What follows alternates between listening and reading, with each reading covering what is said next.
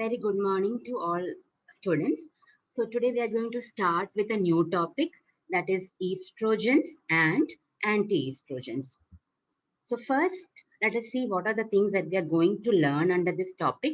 So principally, we are going to concentrate on the estrogen preparations, that is the examples, their uses, and the adverse effects. Then we look into the anti-estrogens, which are principally clomiphene citrate, SERM, that is selective estrogen receptor modulators, and aromatase inhibitors. And all of these we are going to see in the form of mechanism of action, uses, ADR, and other relevant features. So estrogen and anti-estrogens like clomiphene citrate, SERM, and aromatase inhibitors. So we'll start with estrogen. So as you all know, it is a female sex hormone. And two scientists, that is Allen and Doisy, they were the first to extract estrogen from the ovarian follicles. And they were able to induce the estrous cycle in rodents with the help of estrogen extract. So this is about the history of estrogen extraction. Now, you would have learned a lot about estrogen in your first year classes. So, you just have a small recap about estrogen. So, already you know that the natural estrogen that is present in the body is estradiol, estrone, and estriol. So, once again, estradiol, estrone, and estriol, of which estradiol is the major amount of estrogen as well as it is the most potent. So, we'll be mainly concentrating upon the estradiol. Now we have got a lot of synthetic estrogens. Now, natural estrogens, why do we not require use it too much for therapeutic purposes? This is because the natural estrogens are inactive orally. Why they are inactive orally? Because they are rapidly metabolized in the liver. So, for therapeutic purposes, we have synthetic estrogens, and we'll see the examples of synthetic estrogens. They can be either steroidal or non-steroidal, of which the steroidal ones are useful, or mainly they are from a therapeutic angle. It is the steroidal estrogens which are in use. And the examples of steroidal estrogens are ethinyl estradiol, mestranol, and tibolone.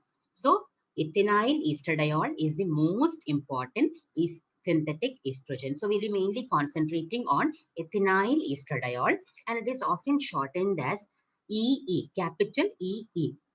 So you will see this being this short form being used EE later on in the other chapters also related to the estrogen.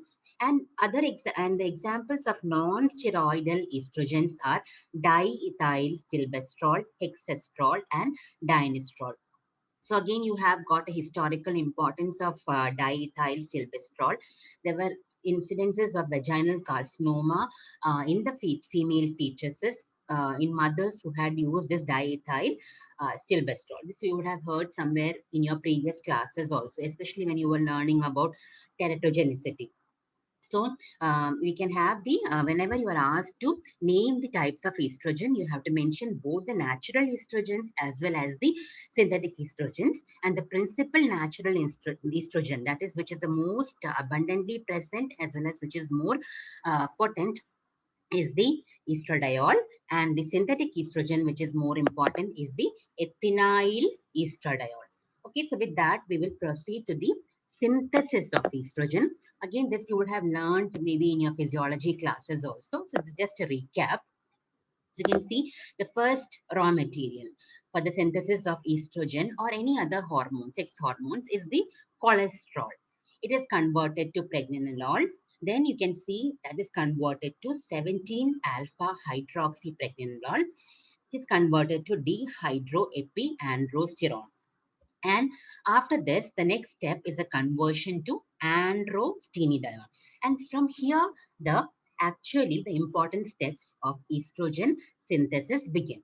So you can see that androstenedione, by the enzyme aromatase, it is converted to estrone, and this process is called as the arene A aromatization. Now, the estrone is converted to estradiol by the enzyme 17 beta hydroxysteroid dehydrogenase, 17 beta HSD. The estrone which is produced, the estradiol in turn, it can be converted or it can be oxidized back to estrone in the liver, and which is further hydroxylated to estriol. So you can see all these estrogens are present circulating in the body. Estradiol, estrone, and estriol. It is all interconvertible, and all of these are circulating in the blood. But which is the most potent one? Estradiol. This is the most potent one. And you can see that there's another pathway by which the estradiol can be formed. That is from the aromatization of testosterone. So even in males, you can see a little bit of estradiol being produced by the aromatization of testosterone present in the testes as well as extraglandular tissues like the adrenal glands, the fatty tissue and all. So even in males, you have a little bit of estradiol being present, and the process by which it is formed is called as the aromatization of testosterone. This is the area which you have to be principally concentrating while you talk about the synthesis of estrogen. Next, we'll see which are the areas from which the estrogen is synthesized in females. So, the females who are in the menstruating age group, there the estrogen secretion occurs from the Graafian follicle and from the corpus luteum. Graafian follicle and corpus luteum. In the pregnancy, it is principally produced from the placenta. And in the postmenopausal women, you know, the ovaries degenerate. So, small amounts of estradiol, estrogen is produced by the aromatization of adrenal androgens. So, very little amount of estrogen is produced in postmenopausal women, and that is because of the aromatization of the adrenal androgens. And as I told you earlier, even in males, you have small amounts of estrogen which are produced from the aromatization of testosterone in testes and extraglandular tissues like adrenal gland and adipose tissues. Now, if you look at the menstruating age group, so initially, already you have learned elaborately about the menstrual cycle, and you know there is a follicular phase, the beginning of the menstrual cycle, and where the Graafian follicle is increasing in size. And during that process, you have a lot of estrogen being produced from the Graafian follicle. And once the follicle ruptures and ovulation occurs, what remains is the corpus luteum. And corpus luteum, after ovulation, corpus luteum starts producing the estrogen. So in the menstruating age group, the principal secretion of the estrogen occurs from the ovary, that is either from the Graafian follicle or the corpus luteum. Now we'll see the regulation of secretion. So already, as I told you in the previous slide, that there is the menstrual cycle, and the first part is the follicular phase. And during this follicular phase of the menstrual cycle, the FSH, that's the follicular stimulating hormone from the anterior pituitary, it stimulates the estrogen secretion from the Graafian follicles of the ovary, and you have a lot of estrogen that is being produced. And what happens? The estrogen continues to increase, and at the mid cycle, the increased estrogen will stimulate the LH secretion. What is LH? It is luteinizing hormone from the anterior pituitary. And this luteinizing hormone will lead to ovulation. After ovulation, the estrogen continues to be secreted from the corpus luteum till 2 days before menstruation. Now, the high estrogen, by this time, there's a high level of estrogen that is being produced, and this will now exert feedback inhibition on the production or secretion of FSH from the anterior pituitary, as well as the GnRH from the hypothalamus. Also, it will inhibit the LH also. So you have to see that very high levels of estrogen, they will inhibit the FSH and LH. Whereas in the mid-cycle, you would have seen that the estrogen was actually stimulating the production of LH. So above a certain level, that is high levels of estrogen, will exert feedback inhibition on FSH and LH secretion, whereas an intermittently higher, intermittent levels will actually stimulate the LH secretion. This is very, very important to understand this difference here itself, because when you learn about the uses of estrogen, this fact will be applicable. So what will you remember? You have to remember that very high levels of estrogen, they will inhibit the FSH and LH secretion, whereas intermittent levels of estrogen that is seen in the case of mid-cycle of a menstrual cycle will actually induce or stimulate the LH secretion. This is just the diagrammatic representation of what I just told you. So you have the hypothalamus produces GnRH, acts on the anterior pituitary. You have the secretion of FSH. It will act on the growing follicle during the follicular phase of the menstrual cycle, leading to the production of estrogen. And you can see that increased estrogen that is occurring at the mid-cycle, that will actually stimulate the LH production from the ovary, from the anterior pituitary. It will cause ovulation, and after the ovulation, it is a corpus luteum which continues to produce the estrogen and the progesterone, and this will inhibit the FSH and the LH from the anterior pituitary, and also inhibit the GnRH from the hypothalamus. So you can see the high levels are actually inhibiting the LH production from the anterior pituitary, whereas the intermittent levels are actually stimulating the LH production from the pituitary. Now we'll see the mechanism of action of estrogen. So like this you have already learned in the chapter on receptors. So like hormones, they are all steroid in nature, and the estrogen, they act through nuclear receptors. And these estrogen receptors are of two types. They can be either ER alpha or ER beta. So this ER alpha is the one which is predominant in most of the tissues, and ER beta is predominantly seen in the case of ovary and in the case of prostate gland. But it's the ER alpha which is predominantly or equally present as the beta in case of all other tissues. Now, this estrogen receptors, they are a type of steroid receptor. Now, about the functioning of the steroid receptor, you have learned very elaborately in your general pharmacology chapter. So I want all of you to revise that, and as a homework, you will write briefly the mechanism of action of estrogen receptor. So you'll go back to the steroid receptor, learn the mechanism of the steroid receptor, and then you will write how this estrogen receptor is going to act. So in short, it will involve the dimerization of the estrogen receptor, then its interaction with the estrogen responsive elements on the target genes, and that will lead to transcription of genes through the co-activator proteins. This is in very short, I have told you, it's dimerization, interaction with the estrogen responsive elements of the target genes, and the transcription of the target genes. And finally, you will have some proteins which bring about the actions of the estrogen. But this you have to write elaborately, and preferably with the help of a diagram. You will draw it in your notebooks and along with the notes that you're going to write at the end of the topic. Now, where are the estrogen receptors present? The estrogen receptors are present on the sex organs, that is uterus, then the vagina, ovaries, breast, bone, blood vessels, liver, and pituitary. So, uterus, vagina, ovaries, breast, then bone, blood vessels, liver, and pituitary. On all these areas, you will have the presence of estrogen receptors, either alpha or beta or both. Now, let us look at the actions of estrogen one by one.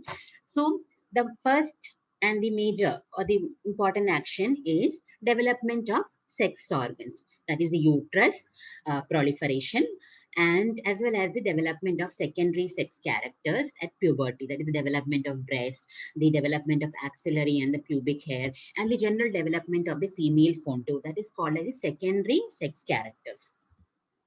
Then, this is very important. It is having a very positive role on the bone mass. It is increasing the strength of the bone. How does it increase the strength of the bone? By preventing the bone resorption as well as by promoting positive calcium balance. How does it promote the positive calcium balance? By inducing the renal hydroxylase enzyme, which is involved in the generation of active vitamin D3.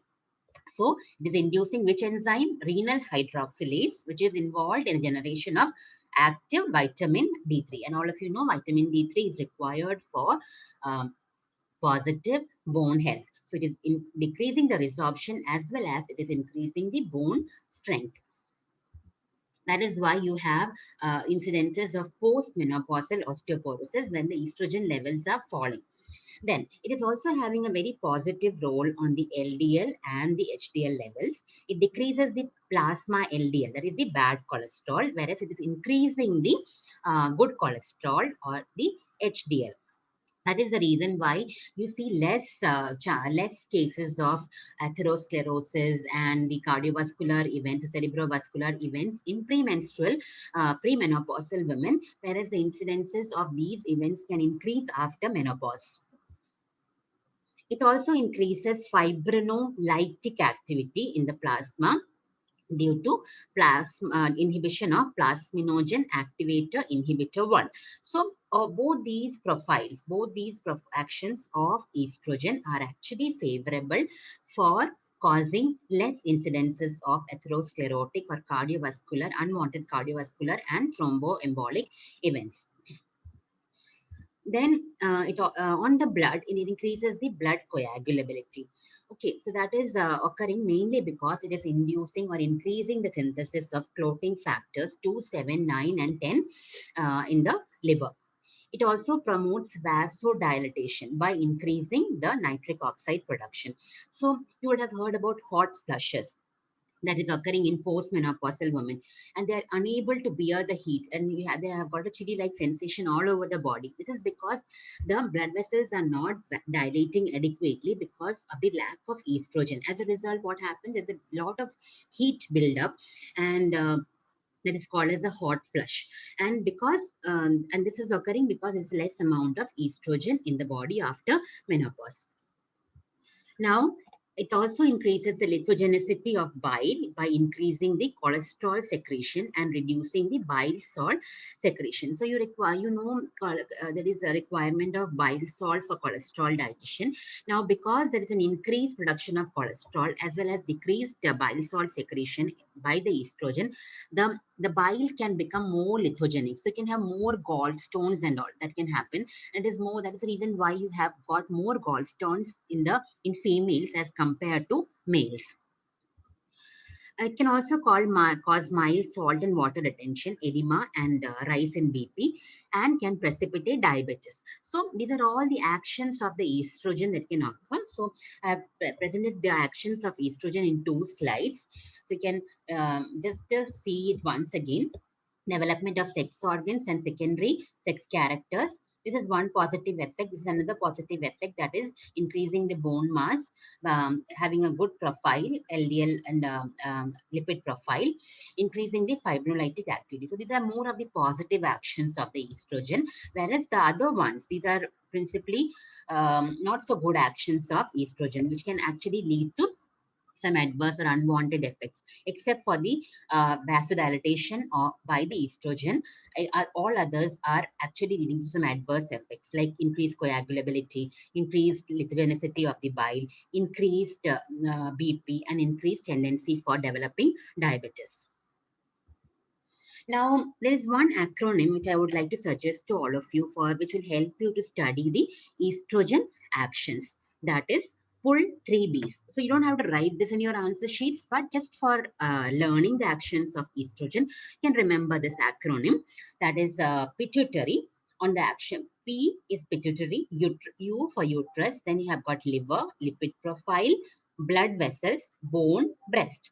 On the pituitary, it is inhibiting the gonadotropin secretion, which I showed you under the regulation of estrogen. Uterus, it is causing proliferation. Liver, it is increasing the clotting factors. So as the clotting factors increase, there's more chances of developing thrombotic events or DVT, risk of deep vein thrombosis. And lipid profile, it lowers LDL, raises HDL, which is a good profile. Blood vessels, it prevents the hot flushes by causing vasodilatation. Bone, it improves the bone density. And breast, the normal function is to cause proliferation. So this is very, very important. And I want all of you to just remember this actions. That is, pull 3Bs inhibits the gonadotropin secretion from pituitary, uterus proliferation, increases clotting factors from liver and can cause DVT. Favorable lipid profile prevents hot flushes, causes increased bone density, and can cause breast proliferation. This is very important to learn because unless and until you know the normal actions of estrogen, when we discuss about the anti-estrogens, it will be difficult for you to understand those actions. So it is very important you understand the normal actions of estrogen thoroughly. And this is one short form or the short way by which you can understand the estrogen actions. Now, the pharmacokinetics of estrogen. So, first we'll deal with natural estrogen or the estradiol, the principal one. It is absorbed very well by the oral as well as the transdermal route. But the problem is that we cannot use it orally for therapeutic purpose because it becomes inactive due to rapid metabolism in the liver. And it is highly plasma protein bound. It is bound to sex hormone binding globulin as well as albumin. It is converted to estrone and estriol, which are later on conjugated by glucuronic acid and sulfate and excreted in the bile and the urine. A lot of enterohepatic circulation occurs. So when it is secreted in the bile, it is again undergoing enterohepatic circulation because of deconjugation by the bacteria in the intestines and reabsorption, and the final disposal occurs in urine. So whenever you are talking about estrogen, you should always remember that it undergoes a lot of enterohepatic circulation. Now, estradiol, this is about the oral route of estradiol. It can also be given by the IM route. The esters of estradiol can be given by the IM route. And this, when you're giving it by the IM route, it is slowly absorbed, and this prolongs the action of the IM route. Synthetic estrogens, I already told you, they're active orally because they are not metabolized that fast and they are very potent as compared to the natural estrogens. Now we just see the estrogen preparations. So as I told you, they can be available in the oral route, in the IM route, as well as the transdermal route. And IM route, obviously, it has got a prolonged action as compared to the oral route. Now, the commonly available tablets are ethinyl estradiol, that is the steroidal synthetic estrogen. It is available usually in a dose of 0.1 milligram oral dose. You have got conjugated estrogens available in the dose of 0.625 to 1.25 milligram oral. And you have got transdermal patches of estradiol, which again you have learned in your general pharmacology classes, examples of transdermal patches. It is available in various patches of different sizes like 5, 10, 20 centimeters square and all. It is available. And you have got an estradiol ester, which is available as an IM preparation, which is acting for a prolonged duration of time. And even a topical application of dinestrol, that is synthetic estrogen, is also present. Now, at this point, we will like to tell you about an advantage of this transdermal patches of estrogen. That is, the oral doses, they deliver a high dose to liver. So already you know the metabolism occurs in the liver. And because of that, it is because a lot of estrogen, a large amount of estrogen is being delivered to the liver. There is a lot of synthesis of the clotting factors 2, 7, 9, and 10, which can induce a risk of thromboembolic phenomena with the oral dose.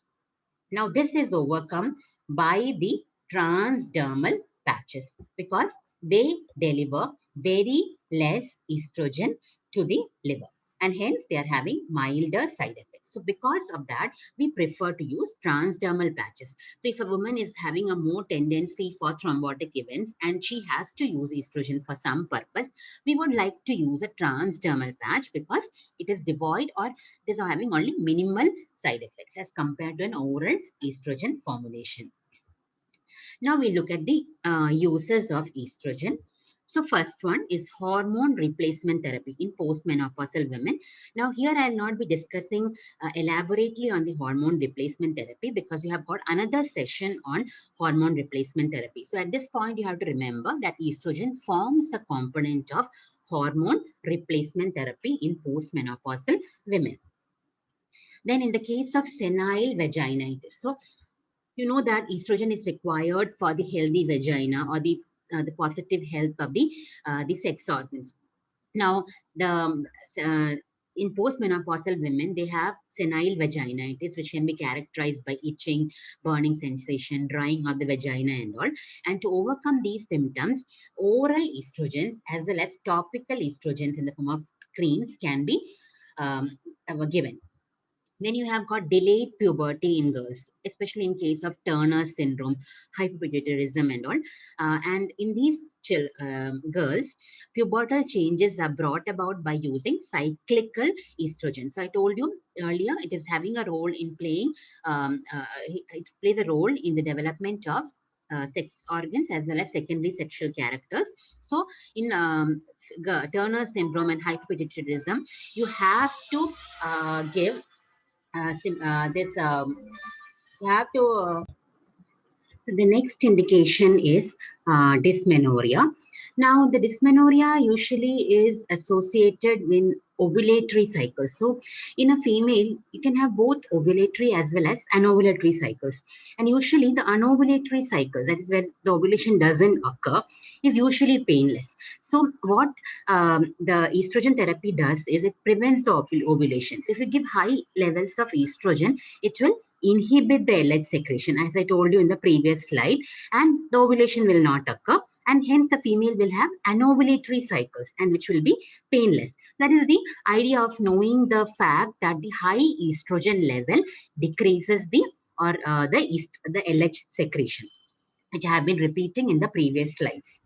Then in the case of acne also, some resistant acne in cases of teenage girls and all, estrogen can be given. And this acne is mainly because of the production of androgen. And estrogen can suppress the androgen by inhibiting the gonadotropin release from the pituitary. So when we were discussing about the regulation of estrogen, we had seen that high levels of estrogen, they are inhibiting the secretion of FSH and LH from the anterior pituitary. At the same time, they decrease the GnRH production from the secretion from the hypothalamus. So high levels of estrogen will suppress the GnRH secretion from the pituitary, and that will in turn decrease the androgen production. It is also having a role in the therapy of dysfunctional uterine bleeding. And the other drug which is usually used is progestin. Along with that, estrogen is also given. So once again, the uses are HRT, senile vaginitis, delayed puberty in girls, dysmenorrhea, acne, dysfunctional uterine bleeding. And also in the case of carcinoma prostate, it is having a palliative role. Now the carcinoma prostate is said to occur because of high levels of androgen production. Now estrogen is given to decrease the androgen production, and already you know how it is decreasing the androgen production by inhibiting the gonadotropin release from the pituitary. So in carcinoma prostate also, it is having a palliative, it is used for palliative therapy. Estrogen is used for palliative therapy. Now we'll discuss about the adverse effects of estrogen. So any person who's taking estrogen therapy can have nausea, vomiting, and can even complain of headache. They can have breast discomfort, and they can have intolerance to carbohydrates, and there's a tendency to aggravate diabetes, aggravate hypertension. It can worsen conditions like endometriosis, migraine, and epilepsy. It can increase the tendency for DVT, and long duration or of estrogen therapy can lead to endometrial carcinoma and even acceleration of breast cancer. It can lead to gallstones, benign hepatomas, and in cases of males, if you're giving estrogen for any purpose, it can suppress the libido and can cause gynecomastia. And it can lead to early fusion of epiphysis and reduction of adult stature when it is given to child. So we can actually club up these adverse effects into some of the categories. So first one is the general ones, that is usually accompanying the use of estrogen and can be seen in most of the women. That is nausea, vomiting, headache, and breast discomfort. And they are not something which is very much bothersome, or which is something which has to be worried about. It accompanies the estrogen therapy and disappears once you stop the estrogen therapy. The other things which you may cause light concern are the worsening of diabetes and hypertension, the worsening of conditions like migraine and epilepsy. So you have to contraindicate estrogen in persons who are having migraine, in persons who are having epilepsy, or who are having endometriosis. It can aggravate DVT, and it can cause two types of two cancers, that is endometrial cancer and breast cancer. So you remember these two cancers, endometrial cancer and breast cancer. And as I told you, it increases the lithogenicity of bile, so it can lead to gallstones and even benign hepatomas. And the two other adverse effects are the early fusion of epiphysis and the suppression of lipido and gynecomastia, occurrence of gynecomastia when given to males. Now we'll come to the anti-estrogens. And under this, we are going to first deal with clomiphene citrate.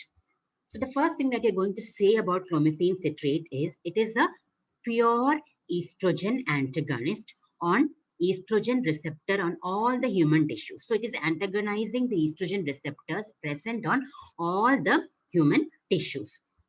It's a pure estrogen antagonist. So what does it do? It blocks the estrogen feedback inhibition of pituitary.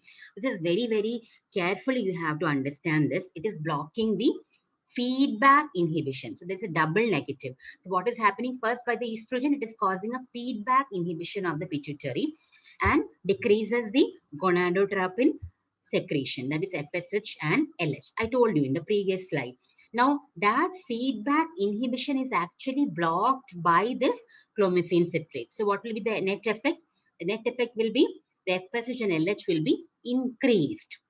As a result, ovaries will enlarge. That is, FSH will cause the Graafian follicles to enlarge, and LH will cause the ovulation.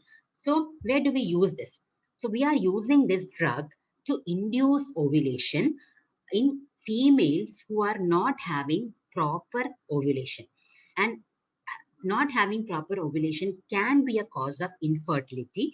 And this is often seen in patients or women with polycystic ovarian disease. It is one condition where ovulation does not occur correctly. So to induce ovulation, you can use clomiphene citrate in such women. And it is a very important part of infertility treatment. It is usually started as 50 milligram once daily for 5 days, starting from the 5th day of the menstrual cycle. And it is given monthly. And it is given for 1 to 2 months. And then if there is no pregnancy occurring with the 50 milligram dose, it is doubled for next 2 to 3 cycles. Now, the patient is not responding for 6 cycles, then you need not try further dosing of clomiphene citrate.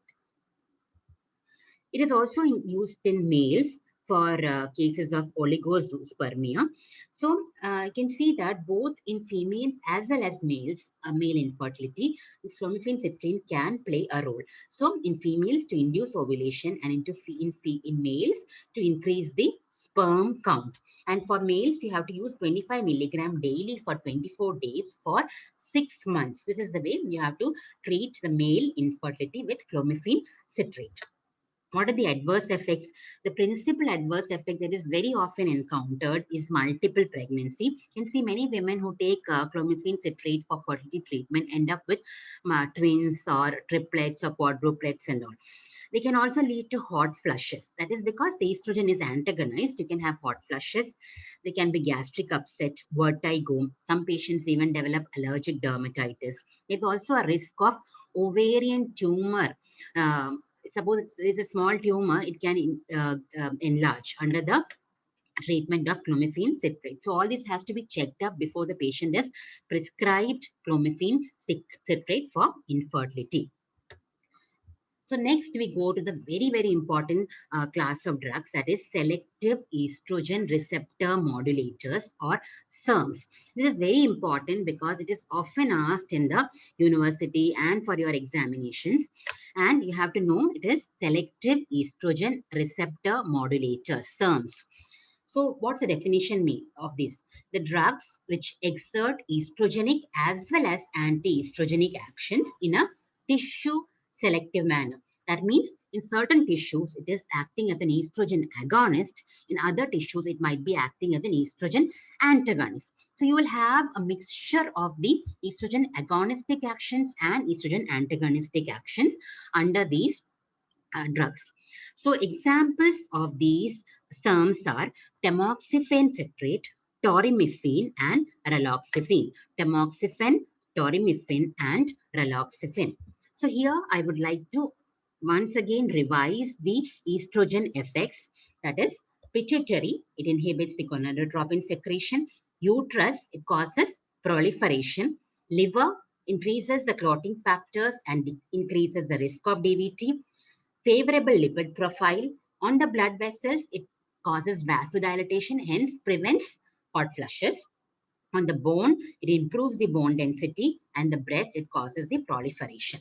Now, when it is when a drug is having estrogen agonistic action on any of these organs, it will produce the said effects. And if it is having an antagonist or action on that particular organ, it will produce the opposite action. We will see one by one. So first we will see the tamoxifen. So tamoxifen is an antagonist on the estrogen receptor on breast and the blood vessels. So on the breast, the normal function of estrogen is proliferation. And on the blood vessels, it is causing vasodilatation and preventing the hot flushes. That is the normal action. Since an antagonist, what do you expect? You expect that there will be decrease in the breast proliferation and there will be there will be more incidences of hot flushes. On the other hand, it is an agonist on the estrogen receptors present on the others, that is uterus, pituitary, bone, liver, lipid profile. So based on this, the consequences are inhibition of breast cell proliferation and hot flushes because of the antagonistic actions on the breast and the blood vessels. Now, because of the agonistic actions on the others, what do we have? We have got uterine proliferation, we have got lowering of gonadotropins, improvement of bone density, increase in the DVT risk, and favorable lipid profile. So this is a very, very easy way to learn the actions of tamoxifen. So where can we use this tamoxifen? From this slide, you can see that it is inhibiting the breast cell proliferation. So one probable use of tamoxifen is in the case of breast cancer. On the other hand, what can be the adverse effects that this drug can produce? So it can produce endometrial carcinoma because it is causing uterine proliferation. It can cause DVT. It can cause hot flushes. These are all adverse effects. So by just knowing the actions, you can actually give the uses as well as the adverse effect of tamoxifen. So we'll see the uses. As we already told, it is used in the case of breast cancer. That is estrogen receptor positive breast cancer, both in the premenopausal as well as the postmenopausal women. It can be used in early cases of breast cancer as well as in the advanced cases. So in the early cases, it is used as an adjuvant to mastectomy, and in the advanced cases, it is used as a palliative therapy. It can be used for both primary as well as metastatic carcinoma. And other than the female breast cancer, it is also effective in male breast cancer. So always you remember the two. That is, it is effective in female breast cancer, male breast cancer. It is useful for premenopausal breast cancer as well as postmenopausal breast cancer, but it has to be ER positive breast cancer. It can be useful in early cases as an adjuvant to mastectomy. And in late cases, it can be used for palliative therapy. It can be useful in primary as well as metastatic carcinoma. The adverse effect can be vomiting, hot flushes, vaginal bleeding. Why the vaginal bleeding occurs is because of the endometrial proliferation. You can have either vaginal bleeding, and even the risk of endometrial carcinoma and DVT is also increased. This is about the tamoxifen. Now, what about torimifen? It's exactly the same action. It's just a newer congener of tamoxifen, and you have to repeat the same actions and the ADR and the uses which we have discussed under tamoxifen. Now we'll go to raloxifene. Now, raloxifene is an agonist on the estrogen receptor on the bone and the lipid profile. So, on the bone, what do you have normal actions? It is increasing the bone density. On the lipid profile, it has got a favorable lipid profile, and it is having an antagonistic action on the estrogen receptors in the other areas. Now, so the actions improves the bone density, lowers the LDL level. It can cause hot flushes because of the antagonistic action on the blood. It can prevent the endometrial and breast proliferation because of the antagonistic action on breast and endometrium. So these are the actions. So it is mainly used for osteoporosis because it is improving the bone density. It is mainly used as a drug for postmenopausal osteoporosis. Now, itself, you have to make a note that one of the drugs for postmenopausal osteoporosis is raloxifene, and you will learn other drugs for postmenopausal osteoporosis and other chapters also. But here you remember raloxifene. It is also preventing endometrial and breast proliferation, but that is not the principal action, and therefore it is not used for breast cancer and all. So many of you end up writing the uses as breast cancer under raloxifene also, but it is not used for breast cancer because it's not a principal action. The principal action is on the bone and on the lipid profile. The adverse effects are mainly hot flushes, DVT, and the leg cramps. Next, we have got ormeloxifene, the third term, and it is also called as centroman. And it is one of the drugs that have been developed in India. It's a non-steroidal SERM developed in the CDRI of India, and it is marketed as Haley. So we have to be proud about this drug because it's one of the drugs that is marketed in India or developed in India. It's an estrogen antagonist on uterus and the breast. This drug suppresses the endometrial proliferation, and its use is mainly for two indications: for oral contraception as well as for dysfunctional uterine bleeding. These are the only two indications for centroman: oral contraception and dysfunctional uterine bleeding. And the common ADRs are nausea, headache, a sensation of fluid retention, weight gain, rise in BP, and sometimes the menstrual cycles can be prolonged. If the person is continuously on this regular taking this ormeloxifene for contraception, sometimes the menstrual cycles can be prolonged. So the SERMs are tamoxifen, used mainly for cancer, breast; raloxifene, which is used mainly for postmenopausal osteoporosis; and ormeloxifene, which is mainly used for as a contraceptive, and it is developed in India and is marketed as Sahelli. Next, we come to another drug that is called as selective estrogen receptor down regulator. The word itself tells you that it is down regulating the estrogen receptor. So the example of this drug, this class is fulvestrant, and it is also a pure estrogen antagonist, dichromyphene citrate. It is also a pure estrogen antagonist. So it is acting at the receptor level. So what does it do? It inhibits the dimerization of the estrogen receptor. And so the first step that is occurring when the estrogen is binding to the receptor, that step itself is prevented, and the dimerization of estrogen receptor does not occur. As a result, it will not interact with the DNA, and finally the receptor will start degrading. There is some complete suppression of the ER responsive gene because there is no receptor now to act, so that there won't be any estrogen action.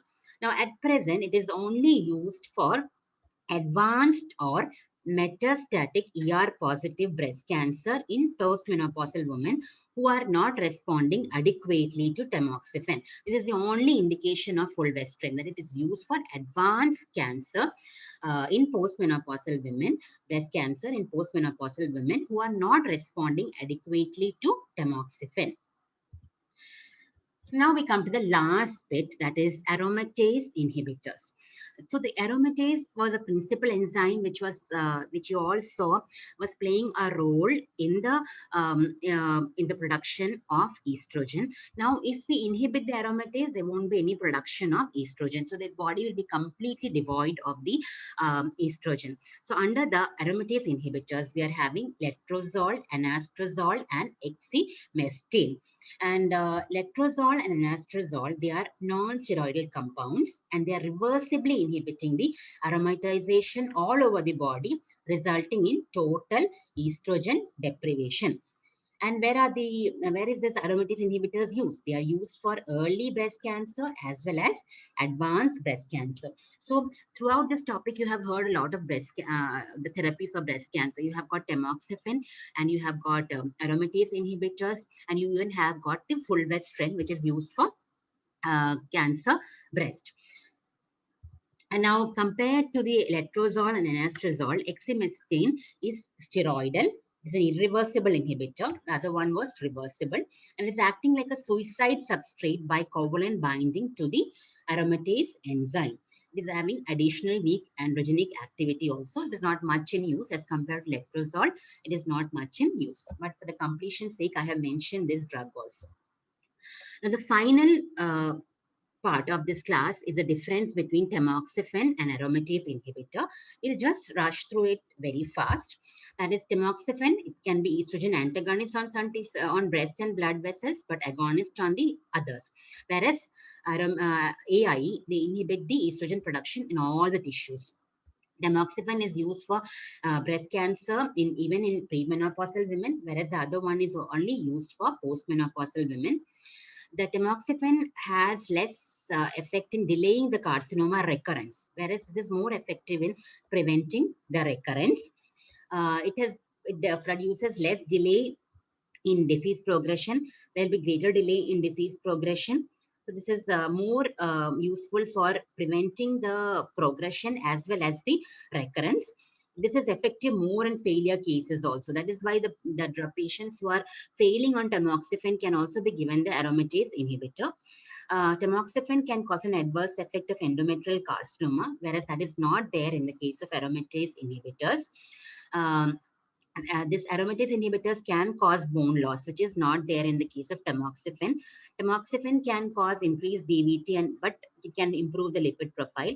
These actions are not there in the case of aromatase inhibitors. So this also you have to revise once again the differences. And so the important questions are estrogen, mechanism of action, actions, uses, ADR.